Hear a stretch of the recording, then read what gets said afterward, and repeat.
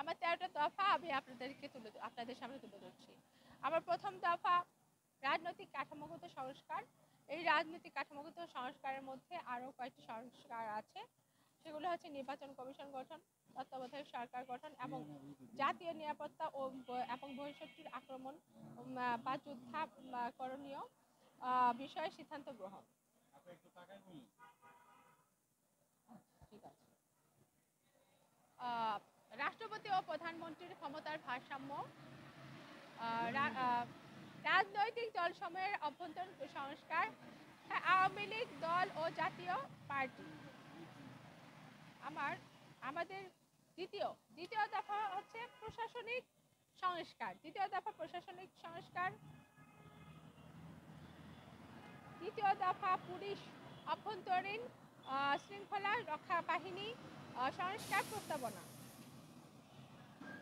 5 নম্বর দফা রাষ্ট্রীয় সম্পদ উদ্ধার কার্যক্রম। 6 নম্বর দফা সমাজ সংস্কার প্রস্তাবনা। 7 নম্বর দফা বেকারত্ব নিরসন ও চাকুরিতে প্রবেশের বয়স বৃদ্ধি যৌক্তিক সংস্কার প্রস্তাবনা। 8 নম্বর দফা শিক্ষা সংস্কার প্রস্তাবনা। 9 নম্বর দফা স্বাস্থ্য সেবা সংস্কার প্রস্তাবনা। 10 নম্বর দফা পর্যটন, গণমাধ্যম, বিনোদন ও চলচ্চিত্র সংস্কার প্রস্তাবনা।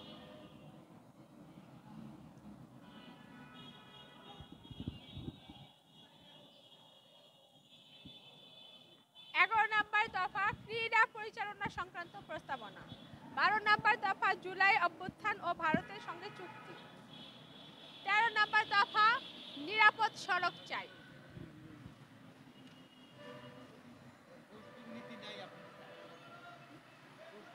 আছে, ব্যাখ্যায় আছে, সব আছে।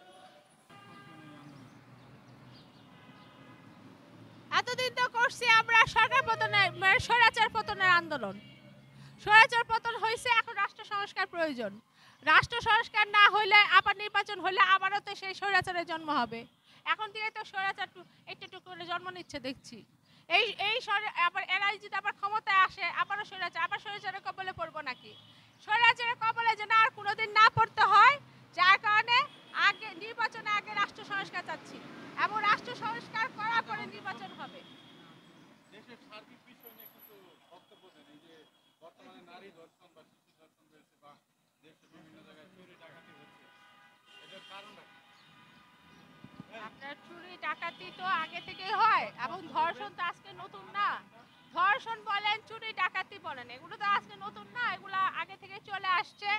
এটা বিষয়টা এরকম না যে এখনই এটা মানে শুরু হয়েছে, তা তো না, এটা আগে থেকে হয়ে আসছে। তো এটাকে হচ্ছে নির্মূল করতে হবে, কথা হলো পদক্ষেপ নিতে হবে।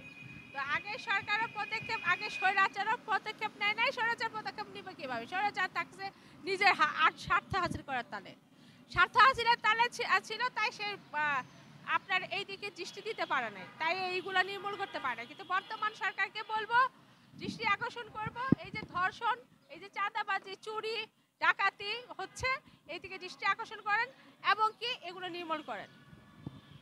আচ্ছা, আমি একটা প্রশ্ন আপনাকে করতে চাই। প্রশ্নটা হচ্ছে, বাংলাদেশে যে জিনিসটা আমাদের সবচেয়ে বেশি সমস্যা দেখা দিচ্ছে সেটা হচ্ছে একজন সচিব, মনে করেন বিসিএস ক্যাডার